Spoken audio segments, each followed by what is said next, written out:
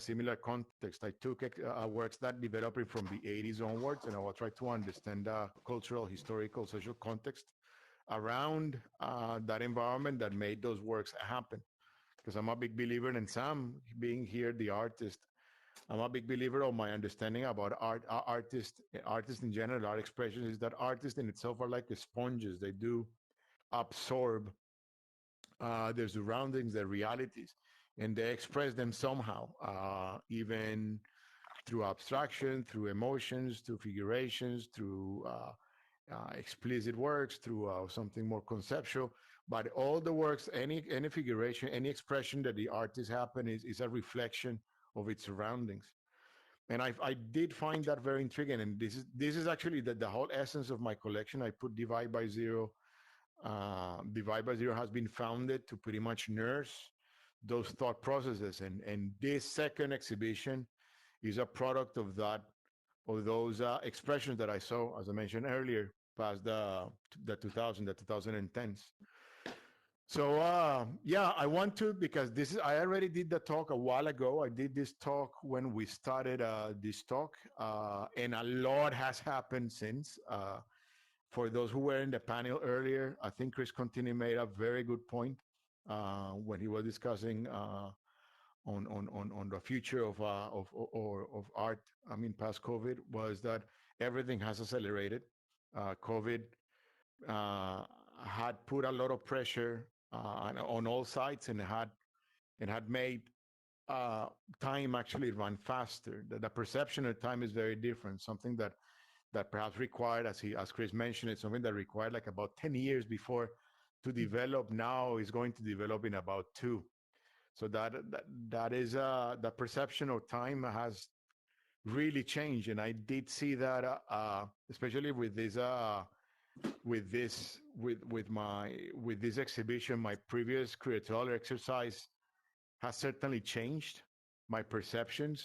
I mean, the consistency remains, but my understanding of many things have changed. I think that is a natural process, because art, very good art, is the one that continues to evolve, like a very good film or a very good book that you read many times throughout the years, and depending on at what time or what period you are, or your feelings or the state of mood that you are, you interpret the book quite differently. And that the same thing happens with art. There's the reason why you can go to a museum many times and you always have different interpretations, particularly the same work.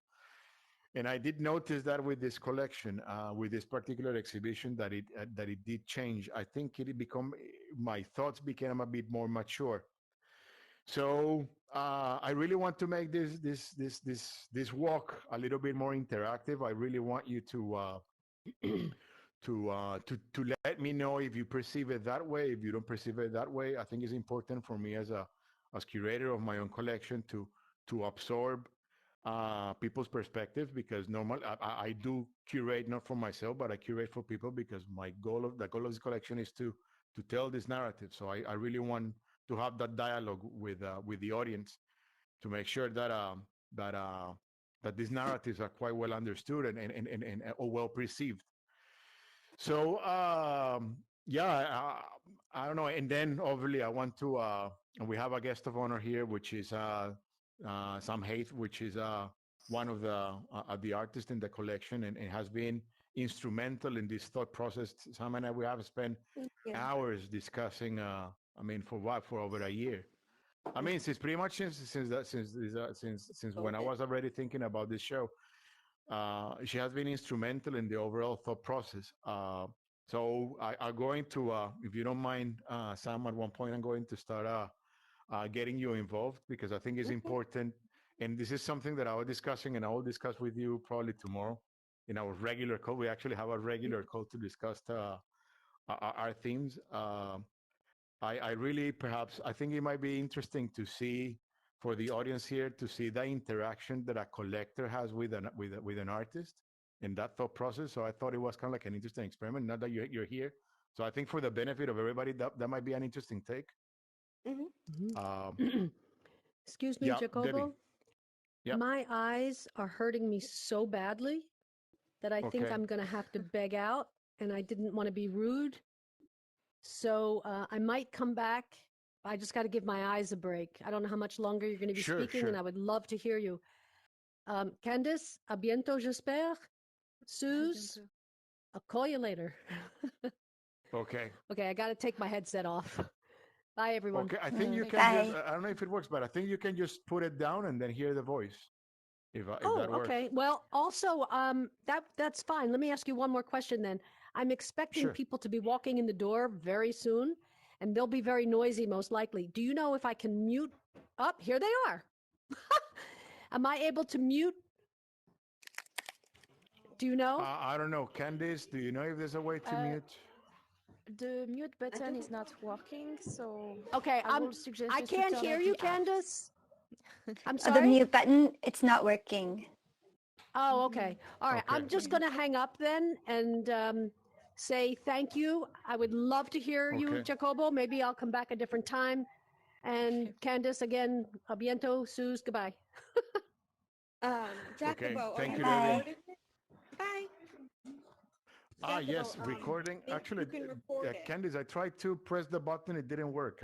My recording, well, very I can likely because stream I you don't know on how to use the Facebook. controls.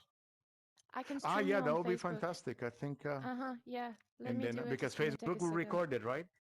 Uh, Okay.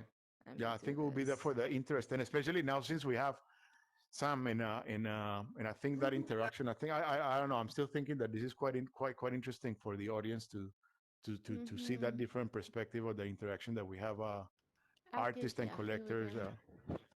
have. Turn on Oh, microphone, show reactions and comments. Okay. okay, and then for so Voilà. a little bit of housekeeping, probably. I mean, you have seen from previous talks, and I appreciate if your background nouns is kept to a minimum, so we can have a more fluid conversation. And again, I mean, I'll be looking around. So if you want to ask me a question, I mean, do raise your hand or raise your voice. But again, I really invite you to have this walk to be quite interactive. Okay. Okay, so let me start. So, sure. Okay, so let me start. I will start with the beginning. The reason why I decided to write this show, what triggered me to write this show, and normally my thought process about the collection, I mean, I'm quite actively involved in day to day. When you start reading the newspapers and you start interacting with people and so on, you start I start getting intrigued about why people behave in a certain way, or about why people express in a certain way with each other. And when you start going to shows and galleries and going through Instagram and the different art feeds and so on, you start seeing that certain patterns start evolving. And there were quite three patterns that I found very intriguing, especially that I saw happening past the 2000s. Let's put it 2005. Let's put it 2000s, right? And there was an element of nostalgia that I got quite curious.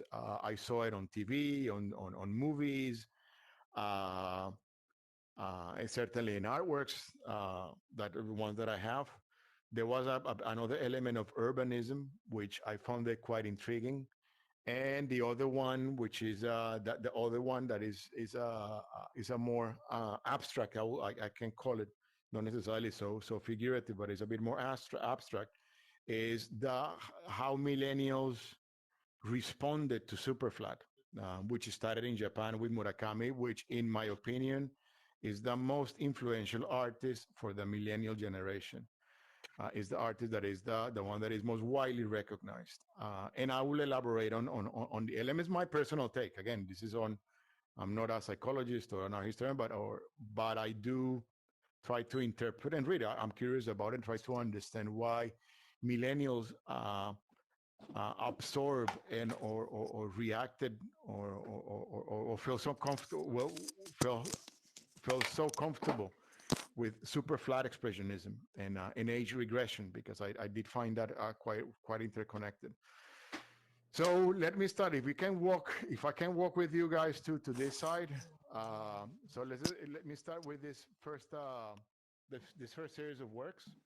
If I can invite you guys to this side. This is so the let's talk about Millennial Show. It starts with nostalgia, but I did have an interesting take about nostalgia. Certainly, the reason why nostalgia was so relevant for millennials, and not necessarily for millennials, but pretty much in every generation, there's always a nostalgic element. But I did notice that for millennial was it was kind of like a twisted with a little bit of I cannot it was with super flat. It made it a little bit more super flat, more less dimensional. Perhaps with some is a bit different, but less dimensional, but more emotional. And when I found the works, these two works are by a Spanish artist called Adriana Oliver. Uh, she's approximately 29, close to 30 years old. I personally don't discuss age with women, but I approximately she should be on her 30s. So and and I was very intrigued about her works. I don't know if anybody familiar with her latest works, but she puts a lot of elements of nostalgic figurations. But what I found interesting about her takes is that she has nostalgia for like a generation that wasn't really hers. Uh, that is not like the elements of the 80s or nothing. Actually, her works are a bit more on the retro side, especially if you look at her early works. They have this essence of the 50s and 60s.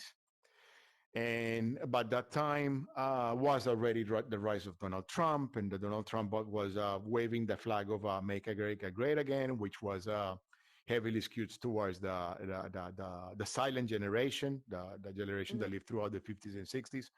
Uh, and it was a generation that, relative to this one, economically speaking, was a generation that was a bit more even, right?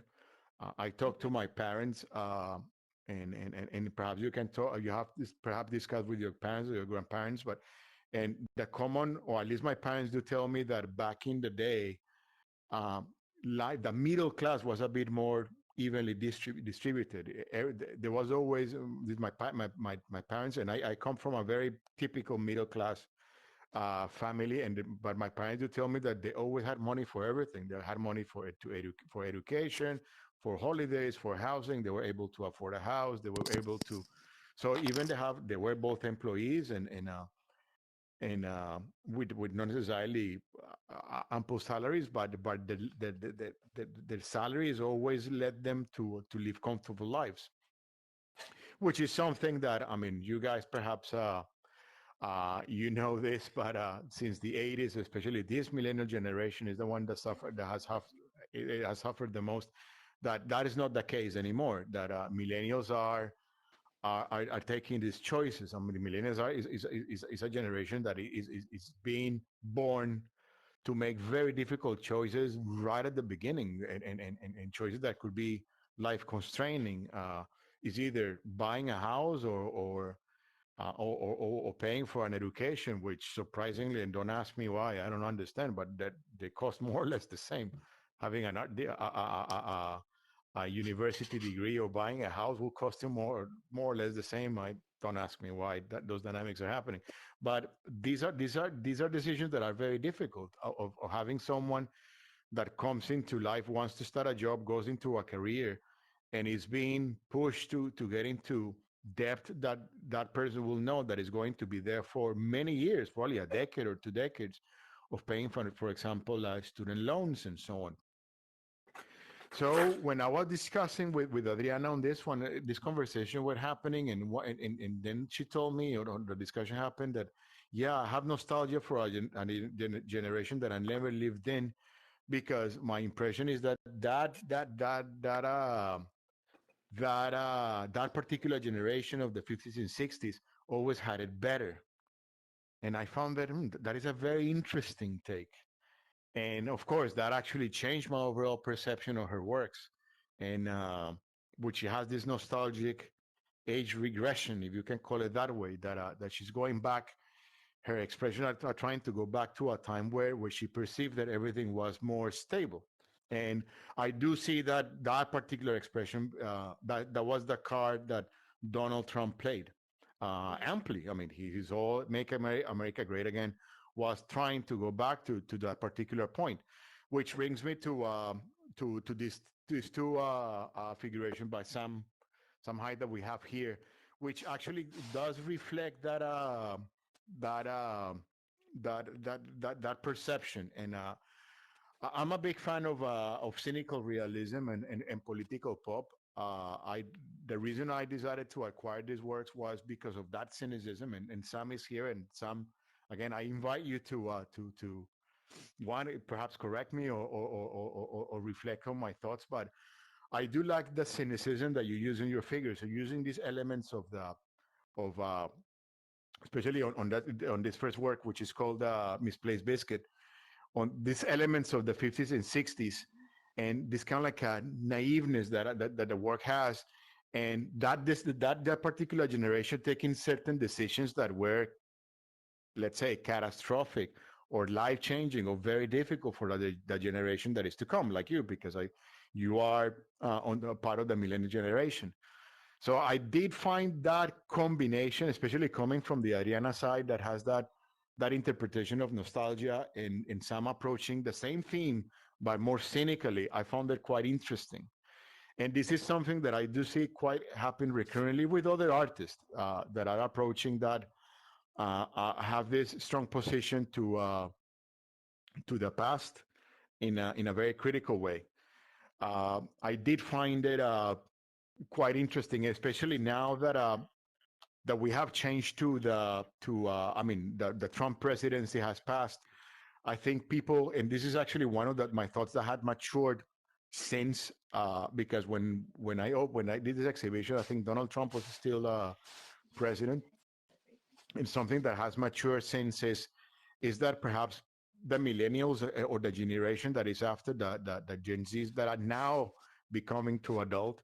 And for me, I think COVID will be that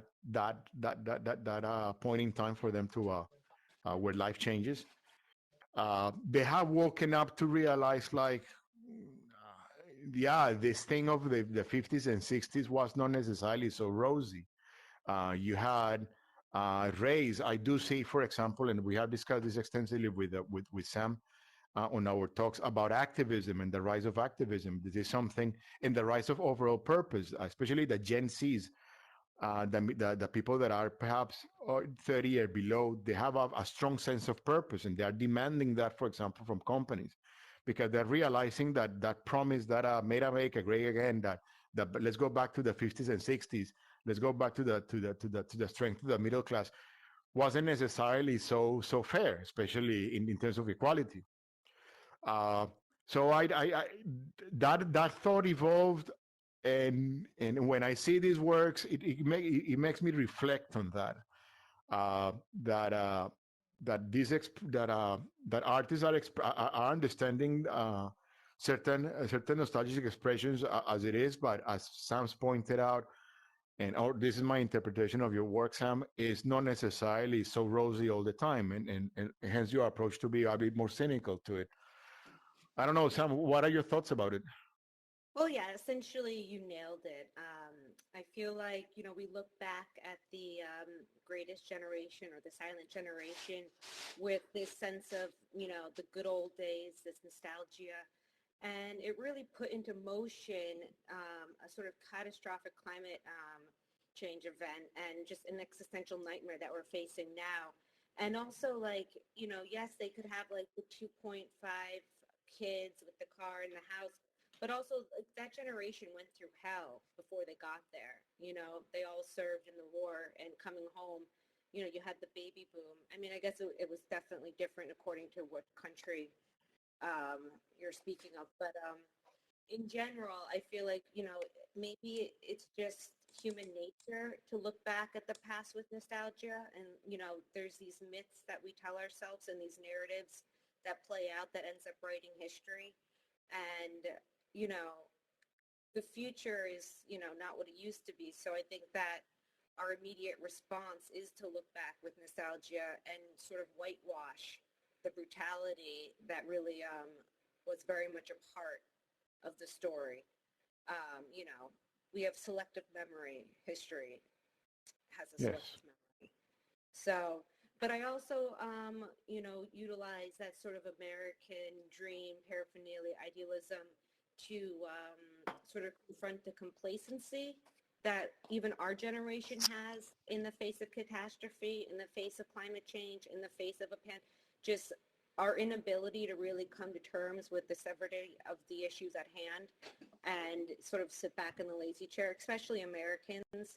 I just don't feel like we used to, activism used to be a big part of our story, but now I feel like, I mean, it still is. I mean, you look at this past summer with the George Floyd protest, but in general, I feel like civil engagement is at an all-time low. With as of late, maybe not so much anymore, but yeah, those two factors. Sorry, I kind of just went off there. And I think is this, and Sam is making a very interesting remark, which later when we venture into my second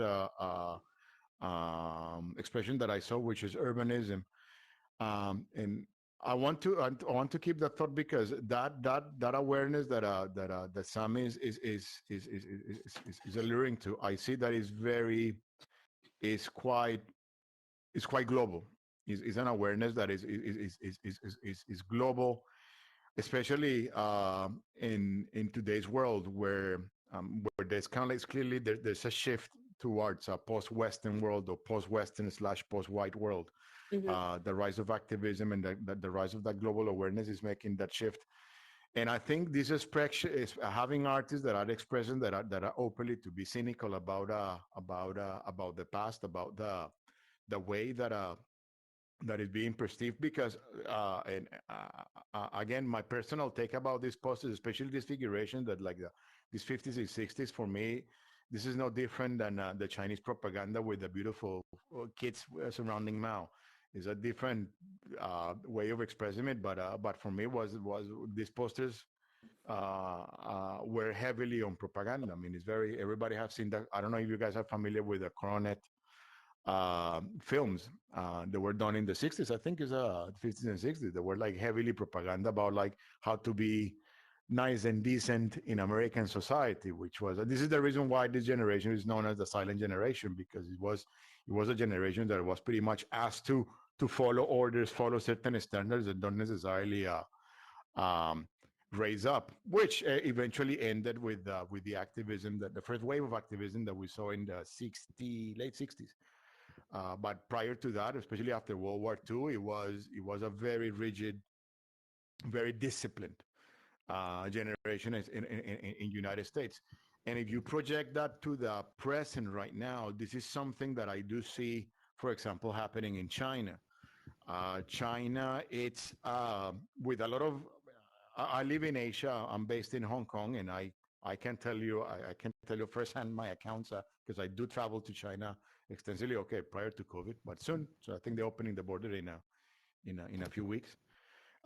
What China is trying to do is actually not different what the United States did in the 50s. It's trying to create a very, I won't say discipline, but a very stable society. And they're using the same elements that United States did in post-World War. They're trying to create their own silent generation.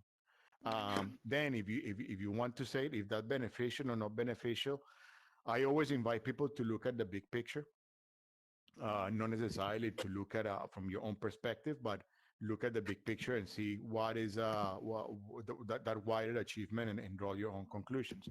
But what I do see that China is trying to do socially, especially the changes that are happening in Hong Kong, and when you read that history, certainly, I mean, no government has, especially advanced governments, like, and I do consider the Chinese government quite advanced in terms because they're managing billions of people.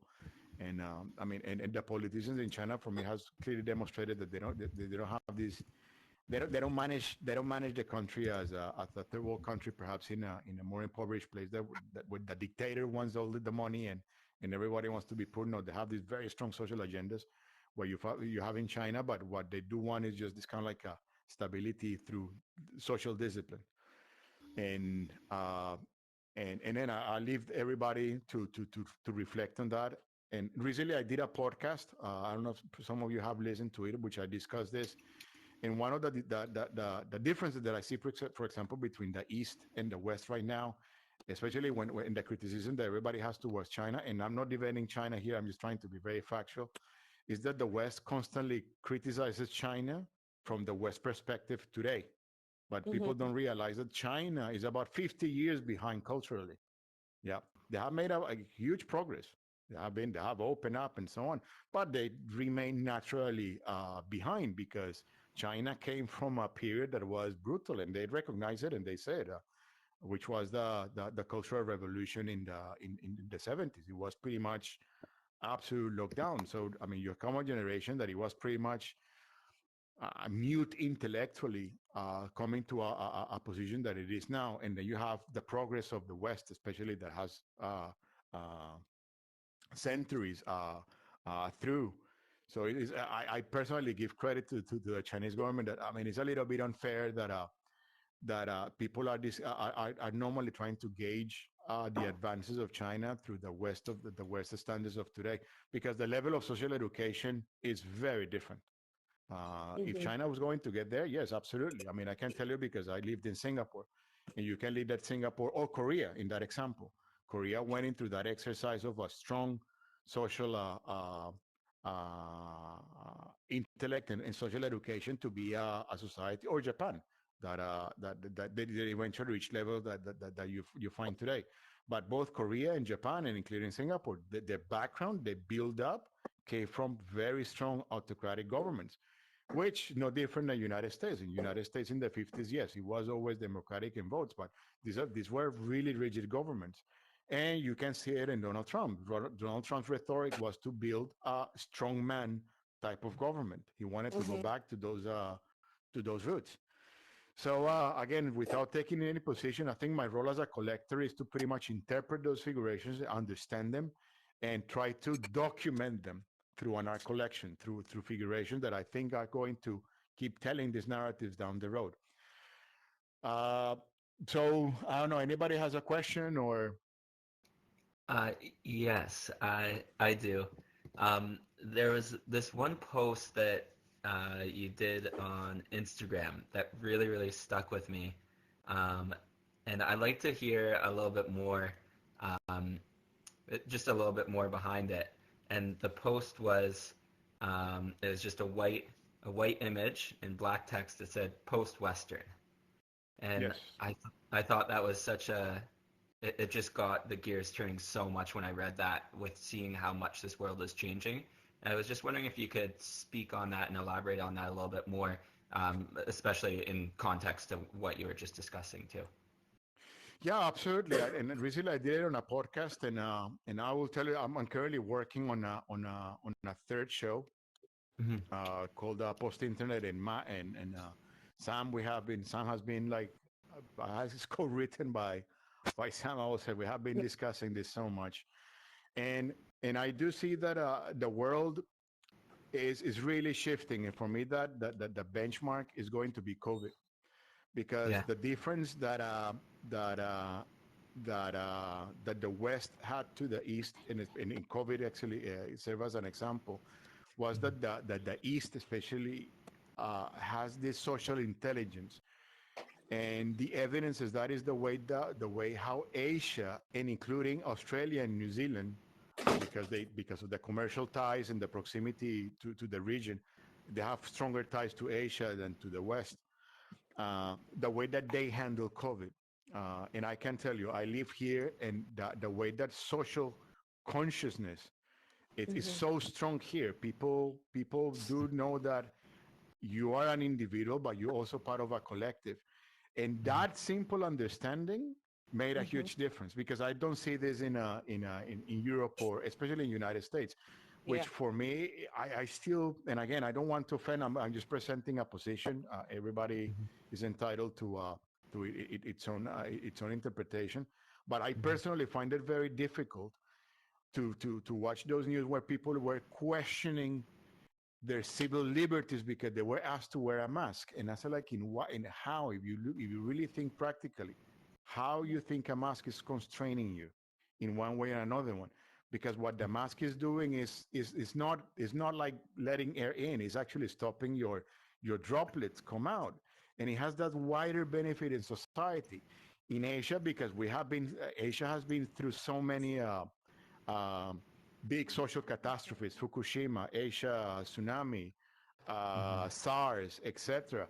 People had that sense of collaboration, that whenever there's a catastrophe, everybody gets together and help each other because of the benefit of the collective. Because the better we work together, the quicker we resolve this. And and again, just look at all countries in Asia. You look at it statistically, all the numbers, including Australia and New Zealand, they did far better. For example, in Hong Kong, and this is something that I strongly criticize on the media, they keep presenting, and they're presenting like, for example, Hong Kong has the harshest measures in COVID. That is absolutely not true. This is Hong Kong has one of I'm streaming on Facebook. the Can you close the simplest door? measures when it comes to COVID. Hong Kong never had a lockdown. We never was restricted. Offices never closed. Shops never closed. There was never social mobility was never restricted. Was minimized, and it was asked to observe social distancing. But restaurants were always open with certain protocols: to people, now it's for people, and so on. But these social liberties were always respected. But the media, I mean, when especially because for me, the way to combat misinformation is that I need to read outlets from. I read that same media from 3 or 4 different outlets to understand the different interpretations. And I did see that usually the Western media does portray Asia handling of COVID very differently to the actual reality. I mean, it's clear for everybody the undertone, the racist undertone that they played on this, and that for me is coming from a struggle to realize that there's a shift of social intellect of intellectual capital that has moved to the east, and I do see that in United States, this trade tension that is happening between China and the United States, which is the same thing that I saw back in the 70s and 80s with Japan. Is the United States is seeing that its position as a global leader is now going to be challenged, but it's more frightening, different to Japan, because United States had some control over Japan. I mean, it was controlling its military, but at the moment, United States have real no much control, and is certainly losing its influence in Asia because China is rising. China is a cute engine. China is very independent in all angles, and and that is actually threatening that the United States is realizing, and the West in general is realizing that they don't have that. They no longer have that power to manipulate the East in general. Yeah. And this is something that what China is doing is not different that Korea did or Japan did. I think Korea, no, because Korea is also managed by the Americans, the military, but they develop that China is developing not to overcome United States. That is a huge misunderstanding. You only read that in American newspapers. That is actually not true. China only wants to be like better for themselves. Yeah, and this is actually a common understanding that everybody living in Asia gets. Like all countries in Asia, they just want to do better than themselves. They want to be developed. They want to be wider. They want to provide health. They want to have a better living standard than just for the population. But in no means it's about like try to beat one country over the other one, because believe me, Asian people know that culturally they are very different. And recently I was watching this post. If you haven't had the opportunity to watch it, it was about Jamie Oliver doing fried rice. It's hilarious how bad he gets it, because it's a really bad example of cultural appropriation.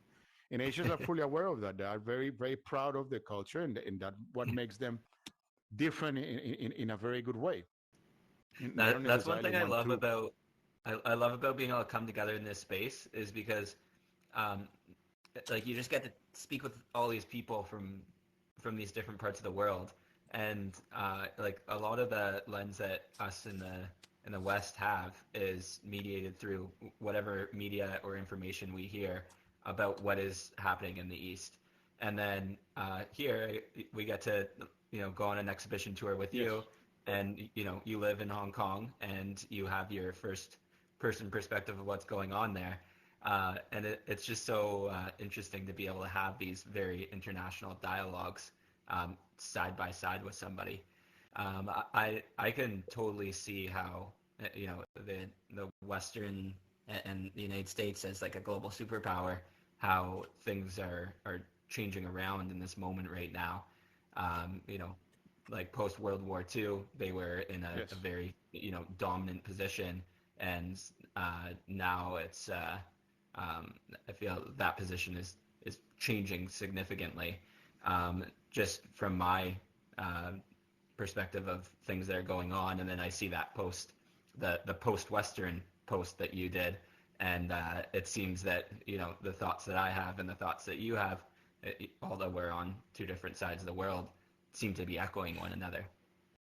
That is a good point. And to my remark about the post-Western, it's not something to be afraid of. I mean, it's not like that like Asia is going to take over the world. Believe me, they don't. They just want to participate. They want to play at par, right? They want to be recognized as a strong cultural force that play is going to play in the same field as everybody else.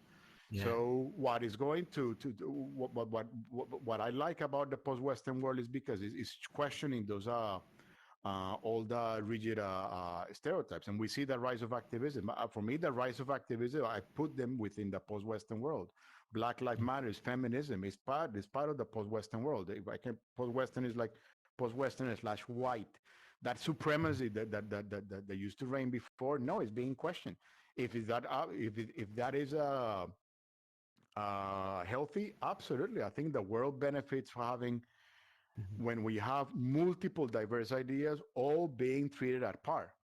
That is Mhm. actually the best benefit, and this is that hopefully that will be my take for the post-Western world, to see that you are going to have a wider, more uniform field of very diverse ideas. So Yeah, and especially uh, in the metaverse. In the metaverse, we're going to see, it's very international. And I know that even in terms of languages, now, you have subtitles when you go to certain yeah. metaverses, and they translate automatically in the language that you choose. So you can have trilingual conversation and have the subtitles you want. So I Mhm. think that we're going to evolve in a world where we're going to communicate with each other and from different continents, and we're going to have broader conversation. So And the future is going to be interesting. yeah, it shouldn't even be like this like East and West thing. It should just be like Mm-hmm. I guess that's Yeah. the dream of like that's the uh, dream of globalization, that there would be this one like big global culture where Yes. people are people, and you share things and with one another, and you learn from one another, and you're all on this one earth together. It's weird that these sort of lines uh, however start getting created, and it's East versus West, but why does it need to be that way? I feel like it. Absolutely. And I think that, yeah, Sorry. sorry. Oh no, I was gonna say I feel like that sort of is like a deep-seated like Edward Said Orientalism that shaped a lot of the Western world is Orientalism. So, I mean, I think globalization and technology will pull us out of it, but there is some like deep-seated misplaced belief systems that still like run through, especially like America, about notions of superiority and an unwillingness to change. And now you have like these white guys running around with this horrible rhetoric about like we will not be replaced. So there's a lot of fear, I think, in America about losing its position as a like a dominant player. And it's just gone from one war to the next war. And I mean, policing the world, I think it's sort of run its course, and it has all the symptoms of like Yes. the Roman Empire on its final heyday. So um Mm-hmm. and our infrastructure is crumbling. Like if you look at like all the windmills and all the things China's done, they're so far ahead of us in so many ways with its transition into renewables. It's not even like they're a decades ahead of us. So I just feel like, yeah, I think a lot of it's rooted in Orientalism and fueled still to this day by fear. Absolutely. And I think that actually sets the tone to my second figuration, which is the one behind because I really want you to hold that thought about, especially on globalism and the response to that. Because I'm going to present, so you guys come with me on this side. I'm going to, I invite you to, because I'm going here in my second section, uh, my second point is my second figuration here is on urbanism, on a new wave of urbanism that I saw, and it was usually the trend that I saw on two takes, and I think I will develop on your thought, Sam. One was globalism, and these are the works from Julian Opie, and which denote that, and I will elaborate on that. And the other ones are like the ones behind you, which we're going to reach there in a minute.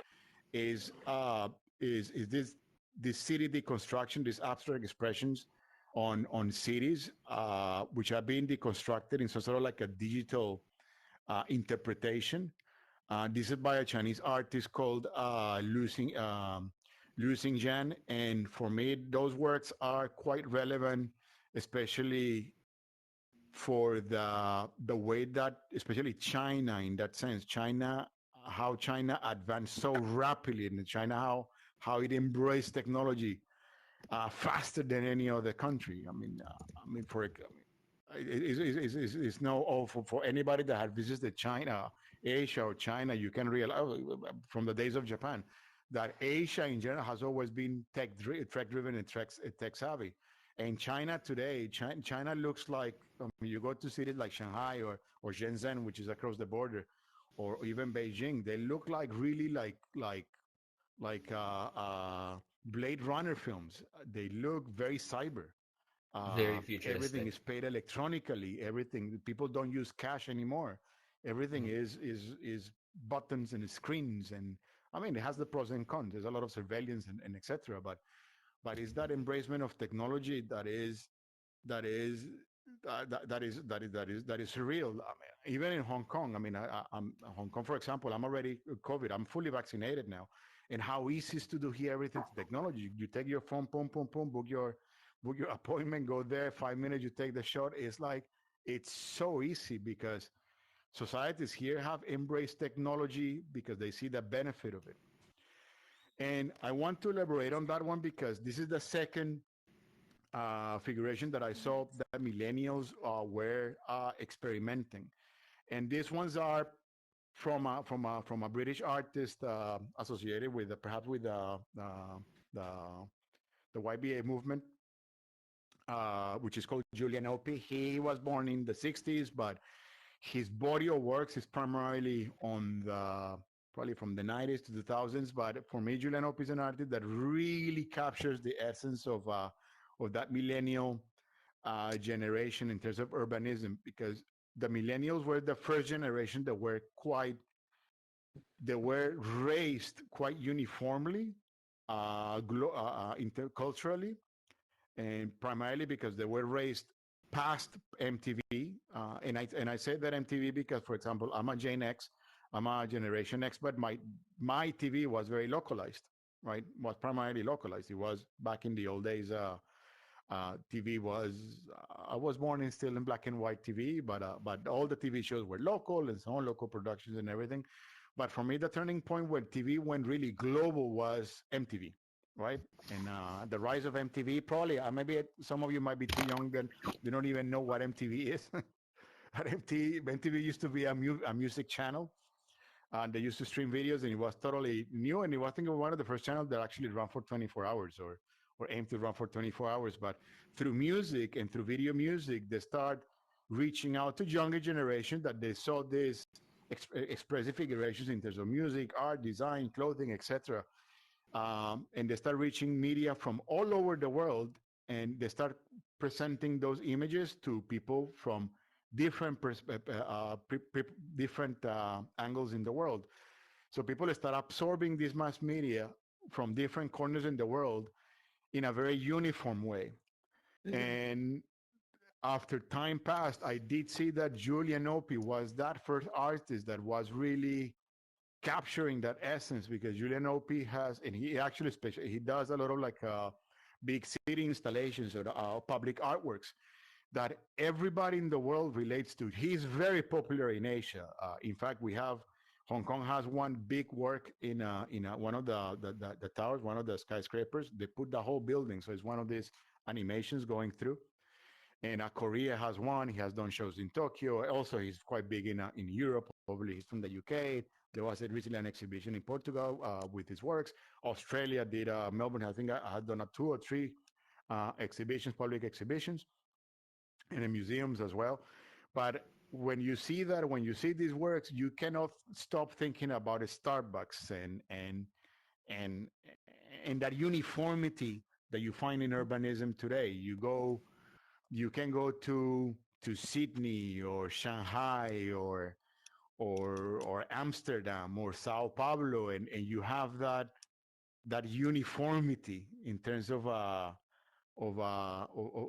yeah, there's a social uniformity. I mean, of course, there are social differences. I agree, but there's also a social uniformity, and I do see that Julian Ope is an art that does capture quite well. The reason I decided to put these 2 works together, and this is an interesting story because the work this is part of the collection. So the work here, it's physiotherapy. This one on the right is actually I own this work, or this is the collection on this work. This one, the one on the right hand side, is is owned by a friend of mine. They decided to collaborate with me. It's called the Kun Museum in Beijing, um, and they own this work. We actually Kun, which is a gallery owner, and myself, we work together. We actually purchase together. Normally, we curate together. We share a lot of thoughts, and it's interesting about globalization because we both look. She bought that work from a Korean gallery, and she bought it in Tokyo. She did the sale in Tokyo because she went to meet Julian Opi, so she was in Tokyo. We decided to buy that work. And we saw this. So the first time that we saw these works, we saw them in Art Basel, Hong Kong. And then, so we saw the works, we liked them. We started doing research. Then Kun flew to Tokyo, and in Tokyo she met Julian, and Kuje was doing a show at that time. Kuje Gallery in Japan, in Korea, which is, anybody familiar, is the largest gallery in Seoul, probably one of the largest galleries in Asia and also in the world. So she decided to buy the work there. But with the promise that we want always to keep these works together. Then I was already in discussion with this work, and they decided to showcase him in Art Taipei in Taiwan. So I flew to Taiwan, and with a Korean gallery, and I decided to acquire that work. So you can see how global this is. The purchase of these 2 works involve how many countries? Korea, Japan, China, Hong Kong. I mean, it's everywhere, and you have that uniformity. And so when Kun and I decided to buy these works, and we discussed this also with Kuji, they're fully aware that they're actually quite happy that we're showing these 2 works together. For me, it's the symbolism of these two works, and this is something that is people Julian Opie has both critics and admirers. I'm a big admirer of Julian Opie, but because Julian Opie is kind of is there's very little people that are actually very little people that are studying the social reflection that he makes on his works, and these 2 works for me together do point to huge to something that is growing within the millennial generation, which is this social insecurity, right? So the work to my left, which is called physiotherapy, physiotherapist. So you see this girl that is very slim, very proud. So the 2 girls are actually so this one is called physiotherapist, the other one is called teacher. The titles in itself this immediately gives you a hint, right? The physiotherapy is probably denotes that a person. I'm talking in general terms. Denote that a person is a bit affluent because it's a specialized career, whereas teachers might not necessarily be so affluent relative to this specialization. And then you start from that premise, like, okay, you have a teacher, you have a physiotherapist, and you look at the body composition, like the composition of the work in itself, the bodies. So you look at, and for me, Julian Opie has two trends. And I discuss it with a lot of people. When you look at a Julian Opie, always look at the neck. It's all about the neck, yeah, on Julian Opie's work. The one that he does with Next are usually his old works, and these are the works that he designed. The one that you see recently, the ones that are like more circle, without neck, those are more of his studio. He approves those ones, but those more are like a studio design. So if you really want to thinking about acquiring a Giulianopi, go for the ones with the neck, because if you look at the head expression, you then immediately you can tell the story about this work, right? You have a work that a girl that she stands very proud. Of course, she's slim. She's very proud. She has a relatively good job. Then you have the other one that is the teacher. Is a bit overweight. Uh, the head looking down, the leg looking down. That gives you a sense of or social of confidence. It presents you a perspective of inner confidence. And when you see these two works together, I do find them very powerful, right? Which is, and that raises, give you the rise of Instagram and this and the concept of even the basic girl, which I do see that on TV everywhere these days, and it's being celebrated somehow. I don't understand why, but maybe it's me because I do interpret this work in a certain way. But media trying to portray those ideal images of society, which for a lot of people are difficult to obtain, and what it creates is a lot of social anxiety. And what I see these works, they do tell me that when these two works are put together, besides reflecting the urbanism, they also are the underlying message that I get from these works is that underlying social anxiety that has been built up. And and with Kuhn, we decided like, look, I mean, if since we have the works and we are very good friends, let's try to show these works together all the time. The other reason why we decided to work these works because Julian Opis has a huge body of works, but these works are actually quite unique. These works are mosaics. I think he only did like 6 globally. He said that it's too troublesome to continue doing mosaics, but we actually acquired 2 out of those 6. I think it's only 6 that he did. He has one that is actually much wider. Sorry, just give me 1 second. Yeah, someone that is a bit much wider. But yeah, this is my take, and this is the reason why I decided to acquire them. This is the reason I decided to show them. And personally, that thought when I see that the Instagram these days and the concept of the basic girl in TV shows like the Emily in Paris, I think is that show that celebrates somehow that kind of a imagery. I'm like, no, this is wrong. I mean, this is wrong, and this is something that the millennials need to be critical about it and say like, this is wrong. This is these social anxieties are coming from somewhere that it was intended to be good, but is twisting badly. Or consumerism is pushing this quite badly. Actually, I'm right on the show that I'm writing on post internet is I'm going to elaborate on that particular topic. But yeah, I think this is the reason why I thought these works were quite relevant to show them. I wanted to tell that narrative. I wanted to create that awareness, and this is the reason why I decided to put it on the millennial. And I don't know. I want to ask questions if you guys interpret it that way or is different.